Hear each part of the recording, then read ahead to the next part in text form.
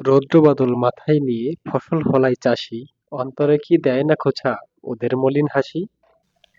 নেই সুখে নেই কৃষক চাষি, করছি তাদের শোষণ, ঘৃণা মাখা সস্তা শ্রমিক করছি মন্দ পোষণ। নিচ্ছি না কেউ তাদের খবর, দেই না কোনো খ্যাতি, ভাবি না তো আমরা সবাই কৃষক কুলের জাতি। আমরা সবাই যখন তীব্র শীতে কম্বলের মধ্যে আরাম করে ঘুমাচ্ছি, তখনই আমাদের দেশের কৃষকেরা তীব্র শীত কুয়াশা উপেক্ষা করে কাক ডাকা ভোরে মাঠে নেমে পড়েছেন আমাদের দৈনন্দিন খাবার সংগ্রহে। কৃষি এবং কৃষক আমাদের মুখের খাবার জোগানের অন্যতম কারিগর। একটি দেশের অর্থনৈতিক সচল রাখার চালিকা শক্তি হচ্ছে এই কৃষি।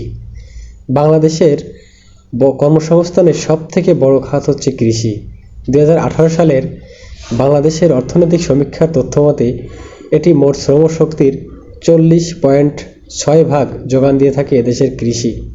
আমাদের দেশের কৃষকেরা বীজ বপন থেকে শুরু করে সবজি উৎপাদন এবং বাজারজাতকরণ পর্যন্ত প্রতিটি ফসল পরম যত্নে আগলে রাখে এবং আমাদের ভোক্তা পর্যন্ত পৌঁছে দেয়।